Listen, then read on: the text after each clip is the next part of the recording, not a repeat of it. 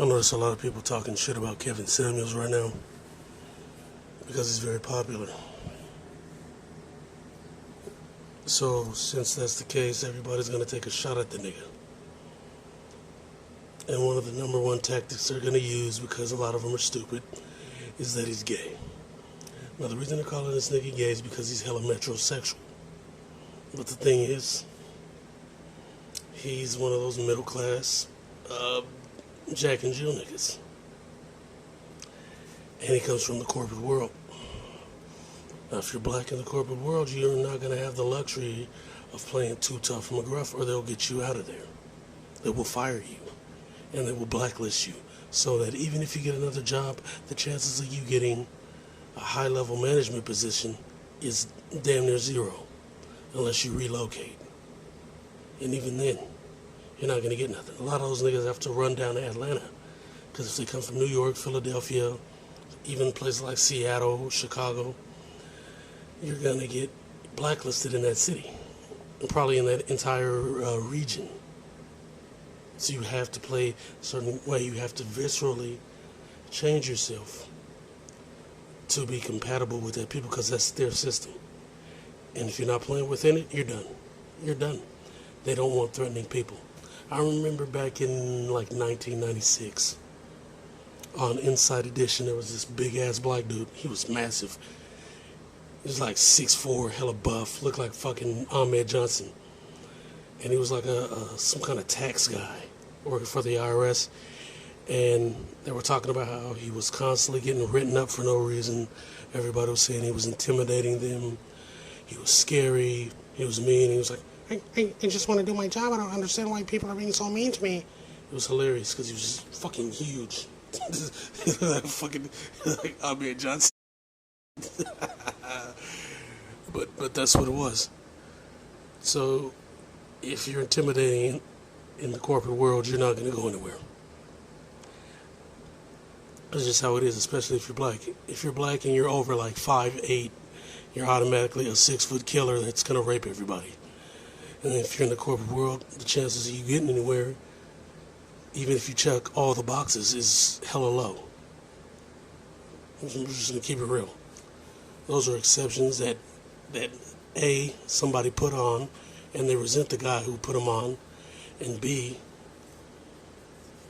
he got lucky and was able to take advantage of it. But a lot of guys, that's why Kevin Samuels is doing this shit, because he was one of the guys who couldn't get that break. Or he'd still be there, and he wouldn't be doing this.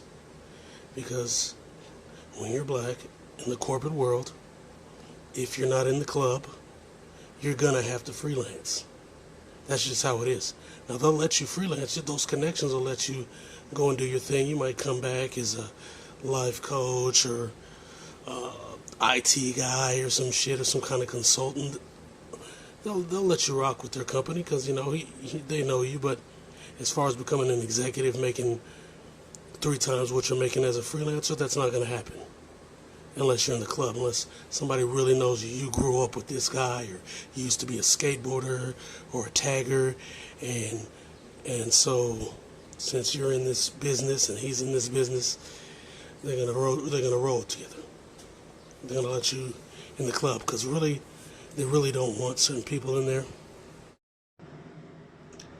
And when I say that, I mean like, they don't want certain groups. Like, they don't want blacks. They don't want gays. They don't want anyone, anyone that poses a threat. Because, the mainstream society, the WS, they like to talk. They move a certain way because of how they talk, how they make these jokes. They'll be like, "Hey man, why do black people only have, like, nightmares?" "I don't know, man. Tell me, dude." "Because the last guy who had a dream got shot." "Oh, dude, that's so funny, bro. I hate the blacks." Anyway, so they don't want to see that. They don't want that nigga to report them or record them and sue them or some shit. So they really don't want niggas in there. And a lot of times they don't want white women, but they'll usually allow white women in there. Which is why white women are the number one beneficiaries of affirmative action by an insanely large margin, as I've already proven. regardless of what some fat shirtless guy has to say. Now, as far as what's going on, let's be real here. Let's be real. The reason why people are mad at Kevin Samuels is because he's taken away the focus of the women.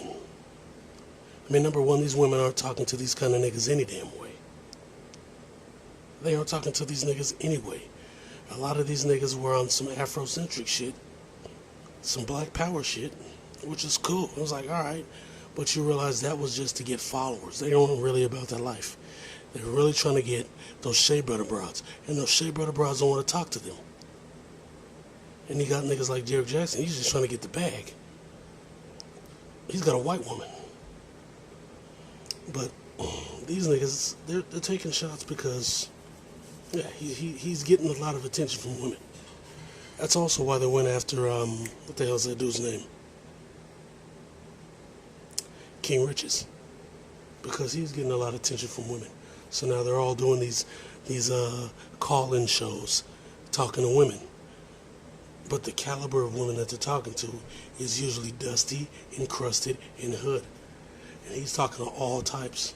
He's even getting white women to call him. So these niggas are feeling a certain type of way about this dude. And what's the best way to get at him? Call him gay. Because they think that'll take away some of the energy. But the thing is, and I've said this before, black women, a lot of these niggas don't understand. They don't know shit about black women. Black women be having sex with gay dudes all the time. They have sex with their gay friends. I've said this a million times. And gay niggas have sex with those black women all the time. They have kids. They have kids by those dudes. That's why you can't figure out who the dad is. It's some gay nigga. A lot of times. If those ugly ass black women can't find nobody. And no, I'm not saying all black women are ugly, but if you're ugly, nigga, I'm talking to you, you ugly ass nigga. They will have a baby by some gay nigga. Because he got good hair or green eyes or whatever the fuck stupid metric they use for dudes. Another thing is, a lot of black women think they can change a man with sex. That's another reason why they have sex with gay dudes. And marry gay dudes and act like they didn't know that he was gay, but they knew he was gay the whole time. I mean, you gotta remember, back in the day, a lot of the pimps were homosexuals. A lot of the pimps was gay.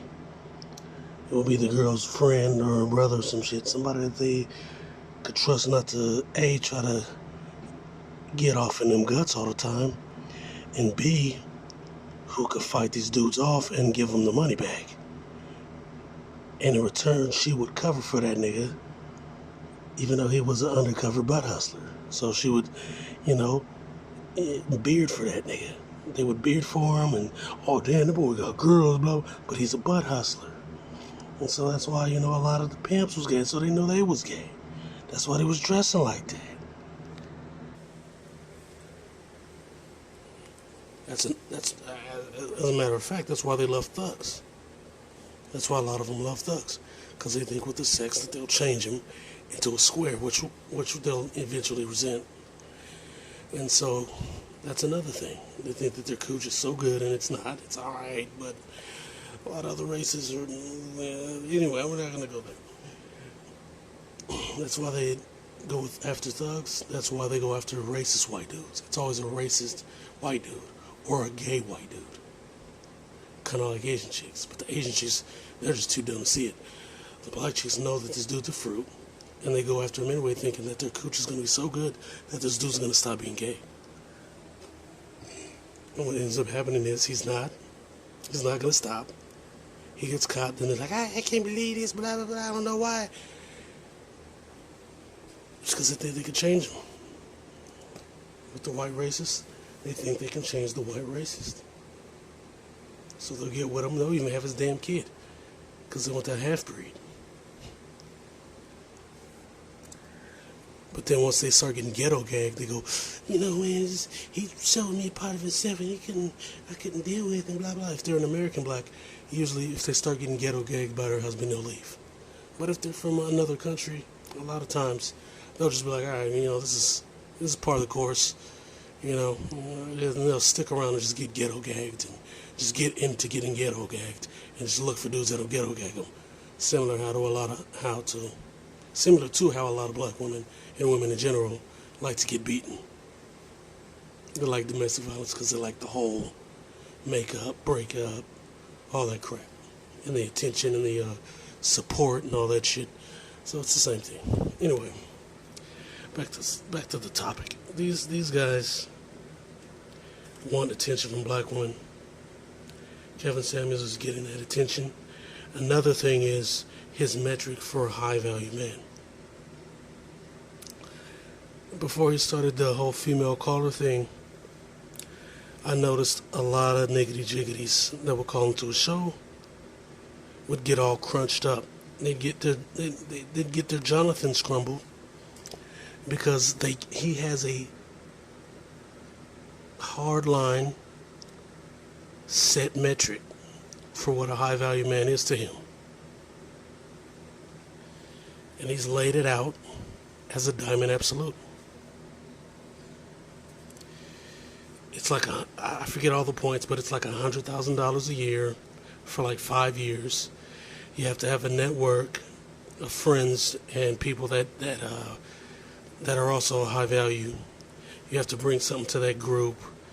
You have to have a discernible job. You can't be like a venture capitalist or somebody that trades Forex and then does this and does that, and you got all these other things that might bring in a lot of money, but no one knows exactly what you do. You don't really have a job. You just know how to hustle and make money.